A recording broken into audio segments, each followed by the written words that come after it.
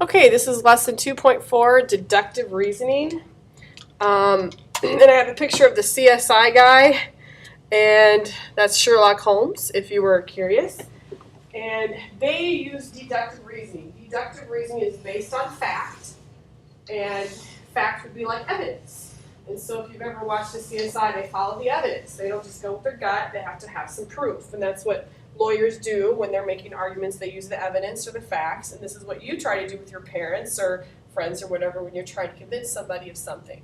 So deductive reasoning is reasoning based on fact. And we should write that down because I don't even have that in there. Reasoning based on fact.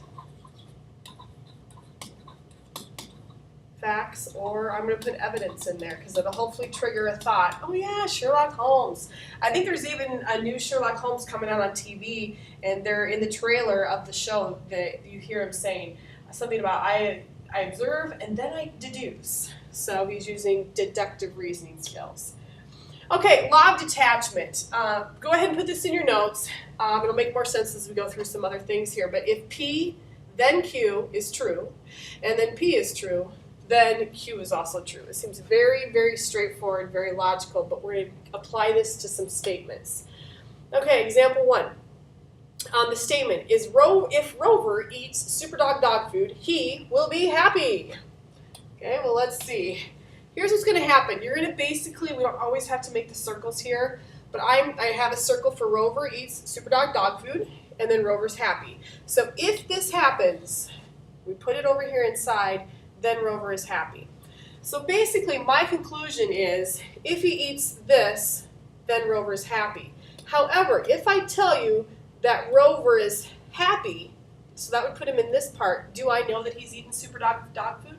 No. He might be out chasing a squirrel. That makes him happy. This is only one of the reasons he might be happy. So I can only conclude, if I know that he eats Superdog dog food, that he's happy. If I know that he's happy, I cannot conclude that he eats Superdog dog food, though. All right. Now, up here I have like law of detachment, law of syllogism. Let's kind of just leave that aside for right now. We're just going to look at the problem. If you drink milk, then it does a body good. You've heard that statement before. So then we say you drink milk. So let me put this over here. Notice how my if goes inside the then. If statement. If you drink milk, then it does a body good. Can I conclude that you are very thirsty? No, it's not even in this circle anywhere about you being thirsty. Okay, so this statement over here is invalid.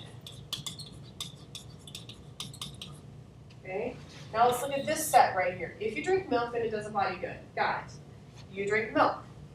Okay, so basically I'm saying I'm right here, drinking the milk. Can I determine that it does my body good? Yes, I can, because this purple dot, or this X, or whatever, is within the other circle that does a body good. So this is valid. Yep, if you drink milk based on this statement, whether you think the statement is true or false, based on this statement, it does a body good is a valid conclusion. Okay, look right here. This is our statement, our if-then statement. Okay, if a polygon is a convex quadrilateral, so this is what I'm talking about when I'm saying set this up. Convex, quadrilateral, I'm going to abbreviate. Okay, then I'm going to make an even bigger circle that says then the sum of the interior angles is 360. Okay, so I'm going to now move this circle over into here. So if I have a convex quadrilateral, I know that my sum is 360. There could be other reasons that the sum is 360, but this is the one we're looking at. So if I'm given the statement ABCD is a convex quadrilateral, here's my statement, can I conclude the sum of the interior angles is 360? Yes, I can. So this is a valid statement. Okay, it seems very common sense, hopefully. Either that or like, why are we even going over something so basic? You're going to see as we get a little more complicated how this is all going to turn out. Example 4. Once again, we're only worried about law of detachment right now. If a polygon is a triangle, then the sum of the interior angles is 180. See my if-then statement? So I'm going to say if my polygon is a triangle, there's my circle for that. The then statement is the sum of the angles is 180. Okay, now I'm going to move this over here because, oh, maybe I'm not going to move the right thing. Try to move this. Please let me move you. Please, there we go. Okay, it's back down. Now I'm told that polygon, GHI, is a triangle. So I'm saying, hey, I've got a polygon. It is a triangle. So can I determine the sum of the interior angles of a polygon, GHI, is 180? Yes, because this little dot lives in both circles. So this would also be a valid statement. Moving along. Vertical angles are congruent. If you have vertical angles, I'm going to adjust this a little bit, then they are congruent. Okay? So I'm going to have a circle about vertical angles. And I'm going to have my circle over here that says angles are congruent. Now I'm going to abbreviate. Okay, I can move this. Yes, I can. All right. It tells me angle 3 is congruent to angle 4. So basically, I'm telling this statement right here is saying, you know what? Angles are congruent. It's right here.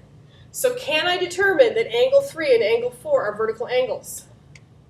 No, I cannot, because this is where the dot is. I am not saying that this is within this circle. So this would be an invalid statement. Okay, so hopefully you've seen enough to see, you got to kind of see quite a few of these.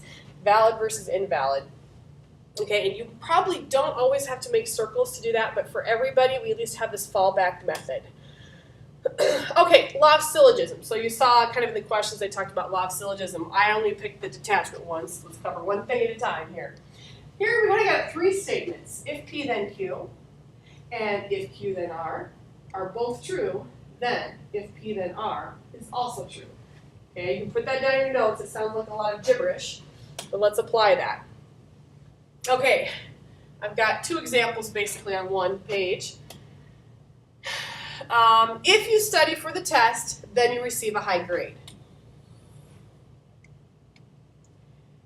If you receive a high grade, then you will earn a sticker. Okay, so both of these go inside over here. So basically this is kind of like 3 times instead of 2 times what we had before. If you study, then you receive a high grade, then you earn a sticker. So now I have to determine this statement right here. It says you studied for the test, so you're right here. Can I determine that I got an A? Does it have anywhere here, you get a sticker, you received a high grade? Does that mean you received an A? I cannot determine that I received an A. You're like, but it's a high grade. But isn't B a high grade? For most of us, B is still a high grade. So I would say this is invalid. Okay, let's look at the second example here. It's the same setup. If you study for the test, you receive a high grade. If you receive a high grade, then you will earn a sticker. You studied for the test and you earned a sticker. Can I conclude that? Does that make sense from here? It says I studied the test and now I'm out here in the circle, you earned a sticker? That makes sense. So this is valid. Here's my cheater way on this. If you study for the test, then you receive a high grade. If you receive a high grade, then you earn a sticker. Notice how this is repeated. Why am I being so repetitive?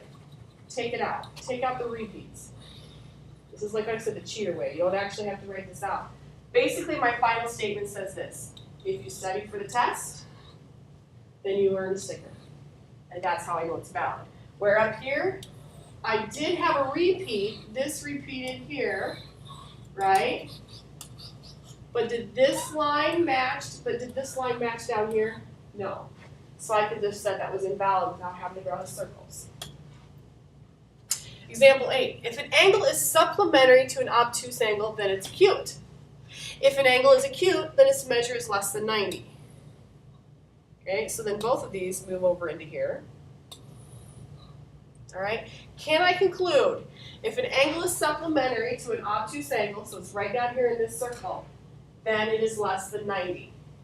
Do I have less than 90? It's in this circle? Yes, it is. So I would say this is valid. If I say an angle is supplementary to an obtuse angle, then it's acute. If the angle is acute, then its measure is less than 90. So that's the same statement as I have above, but now I want to know if this line is a valid conclusion. So an angle is less than 90 degrees. Let me erase all my other marks here.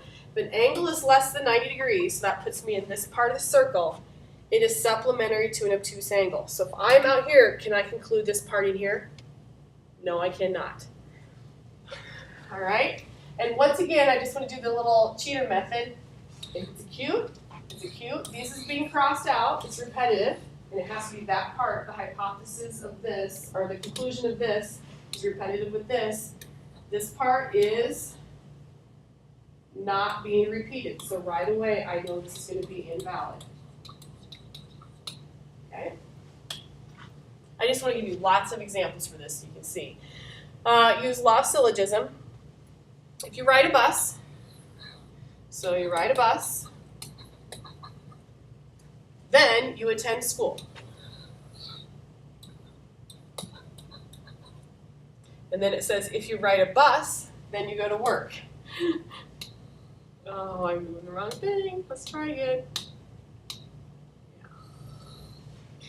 All right, if you ride a bus, then you attend school. That's kind of my setup to start with. And then it says if you ride a bus, then you go to work.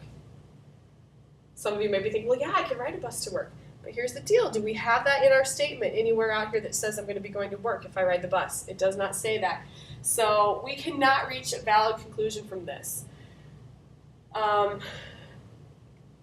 Okay, moving on. Example 10. I want you to do example 10 on your own, and we can check that in class or take a look at it or make it part of a quiz. Basically, if Saline attends the prom, she will go with Mark. If Saline goes with Mark, Donna will go with Albert. And I will even lead you in a little bit. I want you to say, if Saline attends the prom,